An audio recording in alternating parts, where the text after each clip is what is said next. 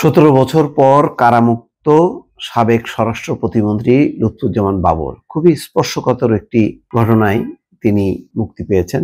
স্পর্শকাতর অর্থাৎ এখানে ভারতের একটি সংযুক্তি আছে। 10 ট্রাক অস্ত্র চোরাচালান মামলা, যেটি বলা হচ্ছিল যে বাংলাদেশ রুট হিসেবে ব্যবহার হচ্ছিল এবং ভারতের পূর্বাঞ্চলে বিচ্ছিন্নতাবাদীদের কাছে যাচ্ছিল। এটি নিয়ে ভারতের বেশ রাজনীতি, কূটনীতি বা তাদের সামরিক অবস্থানে বেশ তোলপাড় তৈরি হয়েছিল এবং অনেকে বলে যে এই ঘটনার কারণে বিএনপির সঙ্গে ভারতেরও একটা মানসিক দূরত্ব তৈরি হয়, যেটি এখনো পর্যন্ত জোড়া লাগেনি।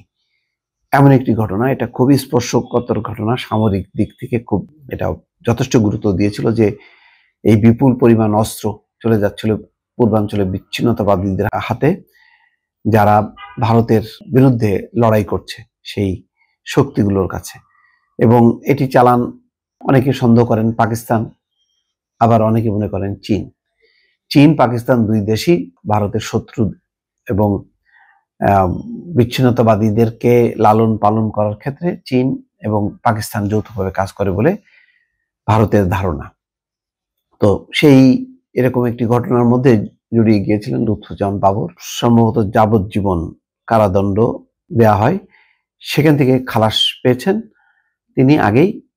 এখন তার কারামুক্তি ঘটল। সাবেক স্বরাষ্ট্র প্রতিমন্ত্রী লুৎফুজ্জামান বাবর 16 বছর পর কারাগার থেকে মুক্তি পেয়েছেন। বৃহস্পতিবার বেলা 2টার দিকে তিনি কেরানীগঞ্জের ঢাকা কেন্দ্রীয় কারাগার থেকে বের হয়ে আসেন। এই সময় কারা ফটকে অপেক্ষমান নেত্রকোনা থেকে আসা তার সমর্থক ও বিএনপি নেতা কর্মীরা তাকে ফুলের মালা দিয়ে বরণ করেন। বিষয়টি নিশ্চিত করেছেন ঢাকা কেন্দ্রীয় কারাগারের জ্যেষ্ঠ জেল সুপার সুরাইয়া আক্তার।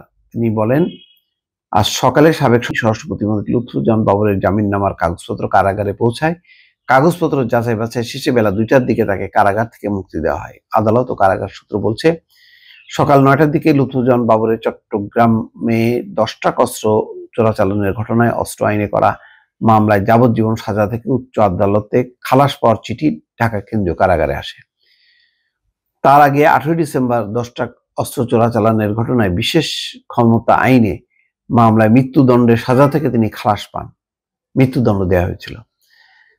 এর আগে গত বছরের 23 অক্টোবর দুর্নীতির মামলায় 8 বছরের দণ্ড থেকে এবং 1 ডিসেম্বর 21 আগস্ট গ্রেনেড হামলার মৃত্যুদণ্ড থেকে খালাস পান। মানে দুটি খুব আলোচিত।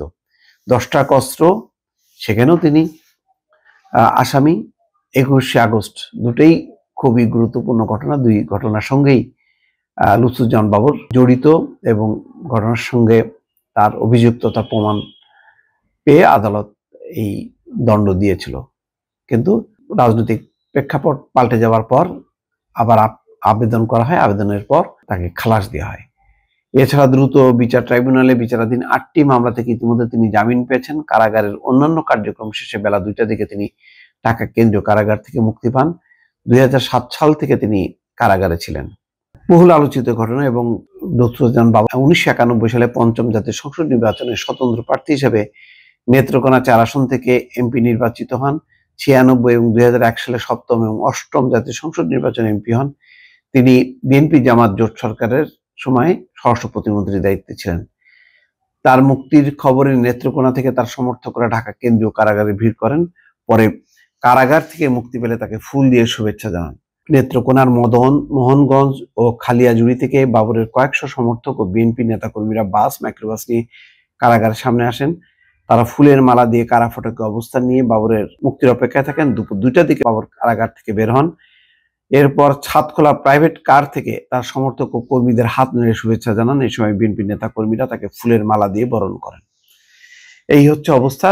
কিন্তু এখন বোঝার দরকার যে এইসব ঘটনায় ভারত কিভাবে রিয়াক্ট করে, সেটা নিশ্চয়ই বোঝার দরকার। দর্শক ভালো থাকবেন। আল্লাহ হাফেজ।